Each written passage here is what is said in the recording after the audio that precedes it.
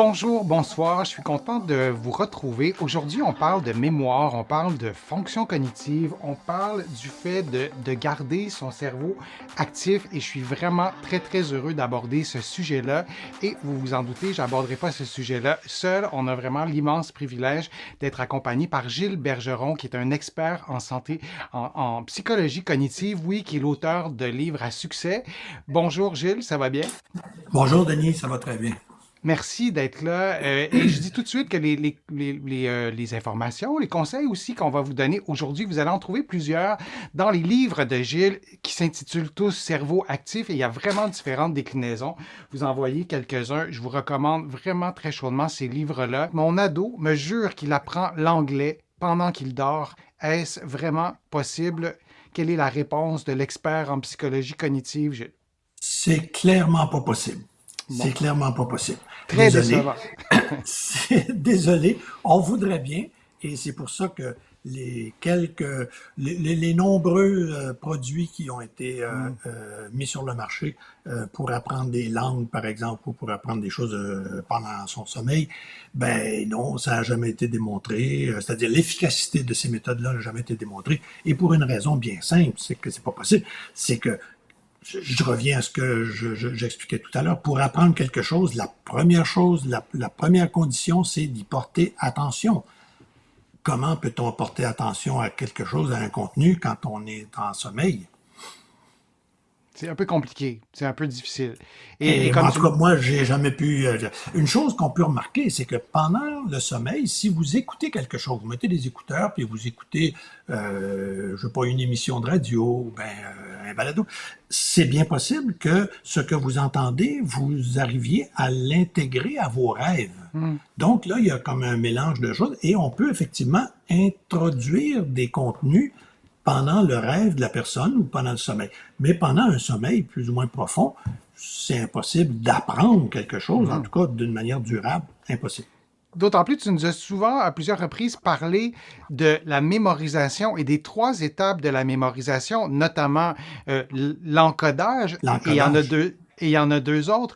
Et là, la question ne fait pas référence uniquement à la mémorisation, mais à l'apprentissage, qui est, bon, Exact. c'est toi l'expert en fonction cognitive, mais on peut comprendre que l'apprentissage, c'est beaucoup plus complexe que seulement mémoriser quelque chose. Donc, sans attention, sans avoir de l'attention, c'est impossible. Puis en dormant, ben, évidemment, on n'a pas d'attention. Et à l'inverse, ce que tu nous dis aussi, si on veut apprendre quelque chose et si on a peut-être de la difficulté à apprendre, qu'on soit un ado, qu'on ait 18 ans ou qu'on ait 92 ans et on se rend compte que nos capacités d'apprentissage ou on a l'impression qu'on n'est plus capable d'apprendre ce que tu nous dis, et corrige-moi si je me trompe, mais la première étape, c'est d'être attentif et de D'y peut-être porter attention.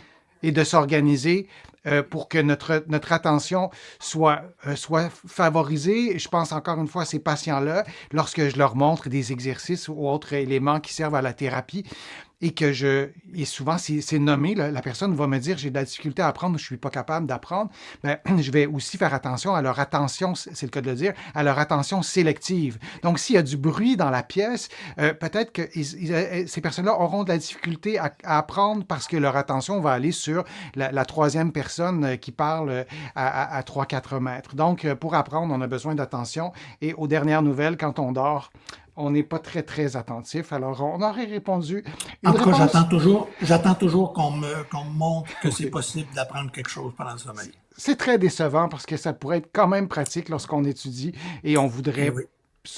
s'épargner un peu d'études, mais non, ça fonctionne pas. Je vous remercie vraiment d'avoir participé, d'avoir posé vos questions et de continuer à poser vos questions. On va les lire, on va les garder en banque. De mon côté, vous le savez, je lis toutes vos questions pour toutes mes vidéos.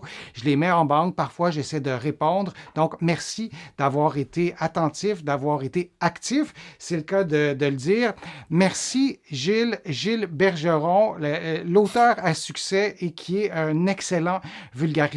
On peut comprendre que tes livres, oui, remportent un si grand succès. Merci pour ta générosité. Merci pour tes explications. Merci à toi, ça m'a fait plaisir.